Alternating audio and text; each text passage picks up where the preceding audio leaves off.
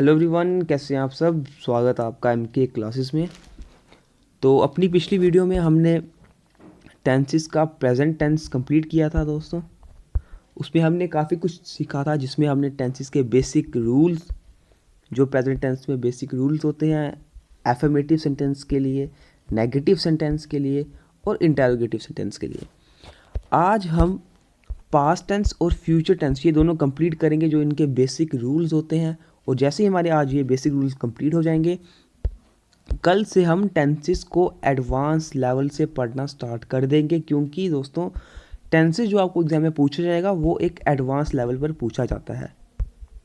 ये basic rules तो नहीं पूछे जाते हैं कि यहाँ पर क्या पुट किया जाएगा, क्या कौन सा टेंस अब यहाँ पर पुट किया जाएगा। ये बेसिक रूल्स नहीं पूछे जाते हैं, एक एडवांस लेवल पर टेंसेस पूछे जाते हैं। तो हम कल से वो स्टार्ट करेंगे।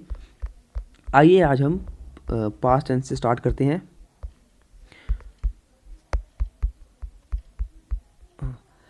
तो ये रहा पास्ट टेंस दोस्तों। जैसा कि आप जानते हैं कि हर एक टेंस की अपनी 4 टाइप्स होती हैं, जिसमें इंडेफिनिट, कॉन्टिन्यूस, परफेक्ट और परफेक्ट कॉन्टिन्यूस होते हैं।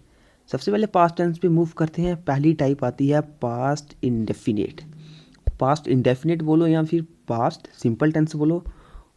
अब आपको अफर्मेटिव, नेगेटिव और इंटेरोगेटिव इन तीनों सेंटेंसेस का मतलब पता चल गया होगा। आज हम सिर्फ इनके रूल्स पढ़ेंगे, क्योंकि कल की वीडियो में दोस्तों मुझे आपको इन सेंटेंसेस का आइडिया देना था कि ये सेंटेंसेस होते कैसे हैं, नेगेटिव बनाने के लिए नॉट कब यूज़ किया जाता है, कहाँ पे यूज़ किया जाता है, और इंटेरोगेटिव के लिए सेंटेंस की फॉर्मेशन कैसी होती है। तो आइए आज हम सीधे बेसिक रूल्स पे चलते हैं। देखिए, सबसे पहले प्रेजेंट इंडेफिनिट टेंस का रूल क्या बोलता है। ये बोलता है कि subject plus second form of verb plus object. यानी कि कोई भी अगर आप सब्जेक्ट यूज़ करते हैं, उसके बाद जो भी वर्ब आप यूज़ करेंगे वो सेकंड फॉर्म में होगी। सेकंड फॉर्म जैसे कि अगर मैं बोलूँ प्ले, तो सेकंड फॉर्म क्या आती है, प्लेड। तो हमें सेकंड फॉर्म ऑफ वर्ब ही यूज़ करनी है। एग्जाम्पल्स देखते हैं। He ate all the ice cream yesterday. कल उसने सारी की सारी आइसक्रीम खा ली थी। यहाँ पर एट क्या यूज़ किया गया है, second form of verb. And they went for the movie 3 days ago।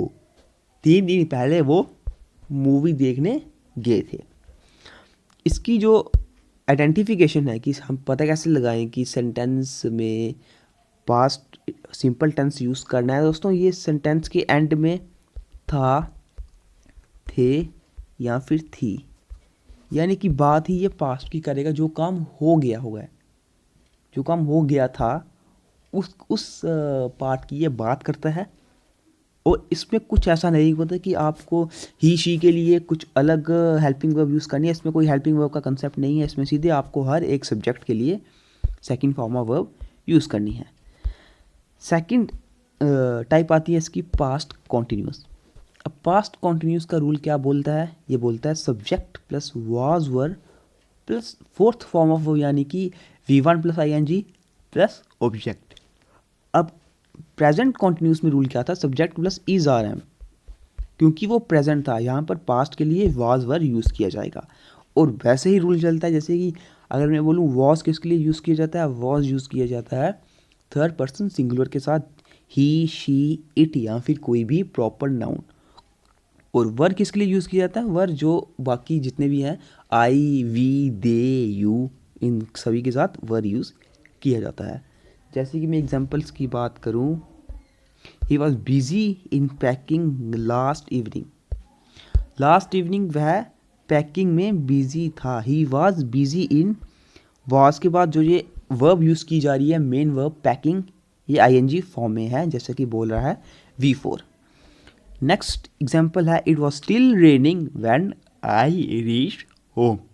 जब मैं घर पहुंचा उस वक्त भी बारिश पड़ रही थी। ओके, मुझे उम्मीद है आपको पास्ट कॉन्टिन्यूस टेंस का रूल समझ आया होगा। इसके बाद नेक्स्ट है past perfect tense. Present perfect tense में हमने रूल पढ़ा था सब्जेक्ट प्लस हैज़ या हैव, उसके बाद third form of verb plus object. इधर आपको हैज़ हैव का कोई कंसेप्ट नहीं है, इधर आपको सिर्फ और सिर्फ एक ही हेल्पिंग वर्ब यूज़ करनी है, that is had. Subjects plus had plus third form of verb plus object. जैसे कि I had never seen such a movie before, मैंने आज तक कभी ऐसी मूवी नहीं देखी थी। I had gone to Mumbai last night, मैं लास्ट नाइट मुंबई गया हुआ था। तो ये वह उस काम को ये डिनोट करता है जो काम हम बोलें कि हो चुका होता था, यानी कि चुका होता था या चुका होता थे। इन शॉर्ट में बोलूँ कि ये सिर्फ उसी टाइम को मेंशन करता है जो काम हो गया होता था, ठीक है। उस काम को ये मेंशन करता है जो पास्ट में हो गया होता था। और प्रेजेंट की क्या बात करते हैं, प्रेजेंट परफेक्ट की, जो काम अभी अभी हुआ होता था उसकी बात होती थी प्रेजेंट टेंस में, और जो काम पास्ट में हो गया होता था उसकी बात होती थी पास्ट टेंस में, पास्ट परफेक्ट टेंस में। इसकी जो लास्ट टाइप है वो है पास्ट परफेक्ट कॉन्टिन्यूस।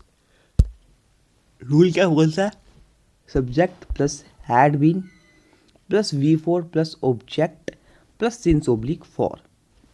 सिर्फ छोटी सी जो इसमें चेंज है, आपको पता है हैज़ और हैव प्रेजेंट परफेक्ट कॉन्टिन्यूस के लिए यूज़ किया जाता था।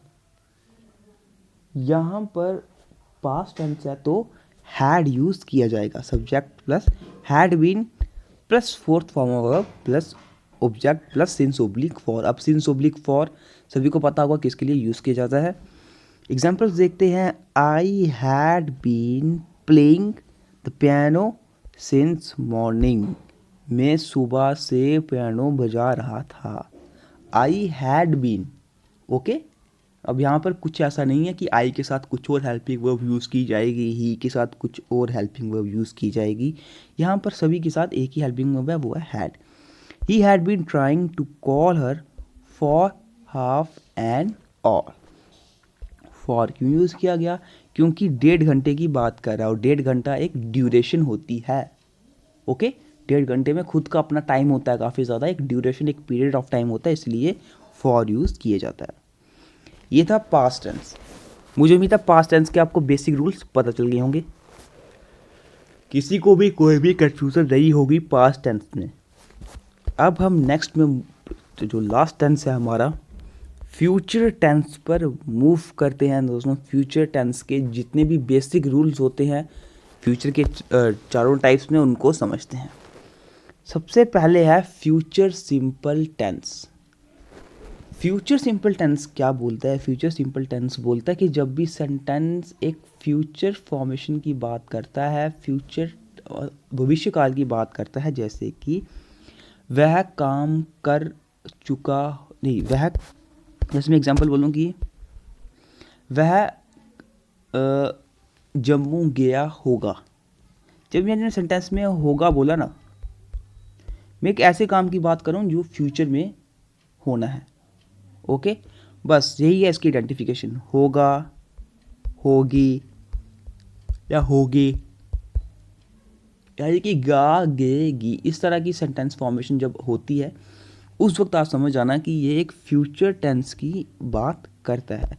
और फ्यूचर इंडेफिनिट टेंस का रूल क्या बोलता है, फ्यूचर इंडेफिनिट टेंस का रूल बोलता है subject plus will oblique shall plus first form of verb plus object, यह है इसका रूल। अब बात आती है कि विल और शैल यूज़ कैसे किया जाता है। दोस्तों काफ़ी लोग बोलते हैं कि विल सिर्फ थर्ड पर्सन सिंगुलर के साथ यूज़ किया जाता है, लेकिन ऐसा नहीं होता। आप सिर्फ ये बात याद रखिए कि विल हम मैक्सिमम तब यूज़ करते हैं जब सेंटेंस में फ्यूचर में एक ऐसी बात की जा रही होती है जिस बात का हमें कंफर्म पता होता है कि वो बात होनी है। जैसे कि अगर मुझे पता है कि अगर कोई बोलता है कि मुझे कल ऑफिस जाना ही जाना है, तो वो विल का यूज़ करता है, I will go to office tomorrow, okay. I will go to office tomorrow, क्योंकि उसको पता है कि कल उसको ऑफिस जाना ही जाना है।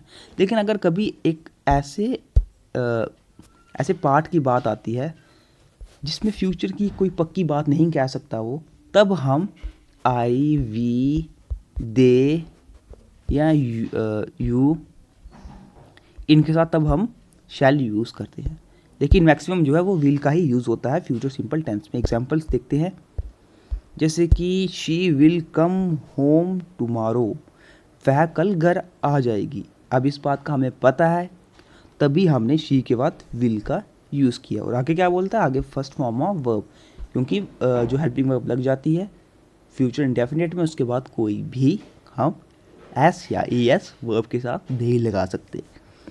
सेकंड देखते हैं, we will take exam next week, हम अगले हफ्ते एग्ज़ाम लेंगे। तो वी विल टेक एग्ज़ाम, क्योंकि इस बात का पक्का पता है कि नेक्स्ट हफ्ते एग्ज़ाम हम लेंगे ही लेंगे। नेक्स्ट टाइप आती है फ्यूचर कॉन्टिन्यूस टेंस। सेम जैसे हमने प्रेजेंट कॉन्टिन्यूस और फ्यूचर कॉन्टिन्यूस पढ़ा, इसमें उस काम की बात की जाती है जो हम बोलते हैं कि मैं बोलूँ कि वह काम कर रहा होगा, ओके, वह होमवर्क कर रहा होगा। ये रहा होगा, रही होगी, इस सेंस में जब यूज़ किया जाता है तब हम प्रेजेंट कॉन्टिन्यूस टेंस को यूज़ करते हैं। जैसे कि मैं अगर इसके रूल की बात करूँ, subject plus will oblique shall be plus fourth form of verb, यानी कि V1 plus ING plus object, यानी कि विल और शैल के बाद आपको बी का यूज़ करना ही करना होता है फ्यूचर कॉन्टिन्यूस टेंस में। अब एग्जांपल्स देखते हैं, I shall be watching the new movie next week. अब यहाँ पर शैल क्यों लगा, क्योंकि ये एक पक्की बात नहीं कर रहा है, ये बात बोल रहा है कि मैं अगले हफ्ते नई मूवी देख रहा हूँगा। उसे कंफर्म नहीं है कि क्या पता मैं अगले मूवी देख ही रहा हूँगा, कंफर्म तो ना बोल सकते हैं कि नेक्स्ट मूवी पे मूवी देखेगा ही देखेगा। ये एक नॉर्मल बात कर रहा है जो फ्यूचर में हो सकती है। तो इसने कौन सा हेल्पिंग वर्ब यूज़ किया, shall. I shall be watching the new movie next week. इसके बाद फ्यूचर परफेक्ट टेंस पर आते हैं। फ्यूचर परफेक्ट टेंस की फॉर्मेशन कैसी होती है, subject plus will oblique shall plus have. Have क्यों यूज़ किया गया, क्योंकि आगे हमें third form of verb use करनी है। जैसे कि अगर मैं इसकी एग्जांपल की बात करूं, I shall have walked 20 kilometre by this time. अब सेंटेंस की फॉर्मेशन देखिए दोस्तों, I shall have walked, shall have use किया गया एज एन हेल्पिंग वर्ब, और आगे walked main verb third form of verb में यूज़ की गई है। अब जो आपको समझने की बात यह है कि इसकी आइडेंटिफिकेशन कैसे करेंगे हम। इस सेंटेंस को पढ़ने के बाद आपका जो, अगर मैं इसकी हिंदी में ट्रांसलेशन करूं कैसे होती है, कि मैं इस वक्त तक 20 किलोमीटर चल चुका होगा, है ना, चल चुका होगा, यानी कि ये चुका होगा। ये एक ऐसे सेंटेंस, एक ऐसे टाइम की बात करता है, एक ऐसे फ्यूचर टाइम की बात करता है जो उस वक्त हो चुका होगा। क्या बात समझ आ रही है, यानी कि मैं अभी इधर हूँ, मैं अपने एक ऐसे फ्यूचर इवेंट की बात करता हूँ कि कल तक मैं ये काम कर चुका होगा। फ्यूचर टेंस में जब एक ऐसे पार्ट की बात की जाती है जब वो काम हो चुका होता है, तब हम फ्यूचर परफेक्ट टेंस का यूज़ करते हैं, ओके। और फ्यूचर परफेक्ट टेंस में फ्यूचर टेंस की last type future perfect continuous. इसका रूल क्या बोलता है, इसका रूल बोलता है subject plus will oblique shall plus been plus fourth form of verb plus object plus since oblique for. अब आपको सेंटेंस में सब्जेक्ट के बाद विल और शैल लगाना है, ओके। आपको पता है V1 प्लस ING फॉर्म आएगी ही आएगी। फ्यूचर परफेक्ट कॉन्टिन्यूस में V1 प्लस ING फॉर्म आएगी। आपको उसके पहले बीन का यूज़ करना होगा। एग्जाम्पल देखिए, next year he will have been working here for 4 years। अगले साल उसको यहाँ काम करते करते 4 साल हो चुके होंगे। क्यों, यहाँ पर हमने विल हैव बीन यूज़ किया। एक तो ये बात है पक्की कि अगले साल अगर वो जॉब करता है, अगले साल उसको 4 साल होंगे ही होंगे, ये बात है पक्की, तो हम विल का यूज़ करेंगे। और दूसरी बात, ही के साथ विल ही यूज़ किया जाता है। और फॉर का यूज़ क्यों किया गया? फॉर का यूज़ इसलिए किया गया क्योंकि जो ये आगे 4 ईयर्स लिखा है ये एक ड्यूरेशन ऑफ टाइम है। एक ड्यूरेशन ऑफ टाइम यानी कि 4 साल का पूरा वक्त है, जिसमें हर साल में 12 महीने हैं, इसी तरह 48 मंथ्स का पूरा ड्यूरेशन है ये, इसीलिए फॉर का यूज़ किया गया। ये थे दोस्तों जो हमारे टेंसेस के बेसिक रूल्स होते हैं। जितने भी हमारे 12 टेंसेस हैं इनके बेसिक रूल्स आपको समझ आ चुके होंगे। कल से हम जो एग्ज़ाम में पूछा जाता है, एक्चुअली जो हमें एग्ज़ाम में पूछा जाएगा, टेंसेस एडवांस, इसको पढ़ना काफ़ी ज़्यादा इम्पोर्टेंट होगा। हमें टेंसेस को एक एडवांस लेवल पर पढ़ना होता है। बेसिक रूल्स सब पढ़ाते हैं, सभी को पता होते हैं। मैंने इसलिए पढ़ाया ताकि आप सभी को बेसिक रूल्स थोड़ा सा आइडिया हो जाए। ये रूल्स आप नोट कर सकते हैं क्योंकि हेल्प करेंगे, ज़रूर हेल्प करते हैं ये रूल्स। जहाँ पर मैंने आपको प्रेजेंट टेंस में सभी टेंसेस की फॉर्मेशन के लिए बता दिया था कि एफर्मेटिव, नेगेटिव, इंटेरोगेटिव कैसे बनाया जाता है। बाकी पास्ट और परफेक्ट, पास्ट और फ्यूचर में भी वैसा ही चलता है। तो अब टेंसेस हमारा बेसिक कंप्लीट हो चुका है। कल से हम टेंसेस एडवांस लेकर आएंगे आपके लिए। तो मुझे उम्मीद है आपको आज की वीडियो अच्छी लगी होगी। जैसा कि आप जानते हैं कि हमने इंग्लिश की क्लासेस तो हमें आपको रेगुलर मिल ही रही है, अभी हमने जनरल अवेयरनेस भी स्टार्ट कर दी है, क्योंकि जनरल अवेयरनेस सेक्शन भी काफ़ी ज़्यादा इंपॉर्टेंट है। और इसमें मैंने वो टॉपिक सबसे पहले लिया है जो लोग काफ़ी कम करवाते हैं, जैसे कि इंडियन कल्चर, क्योंकि ये थोड़ा सा अलग टॉपिक आता है। तो हम पहले इसी को ही कवर करेंगे और इसी के साथ साथ हम चलते रहेंगे और मिलते हैं अब आपसे नेक्स्ट वीडियो में, जिसमें हम टेंसेस का एडवांस लेवल पढ़ेंगे।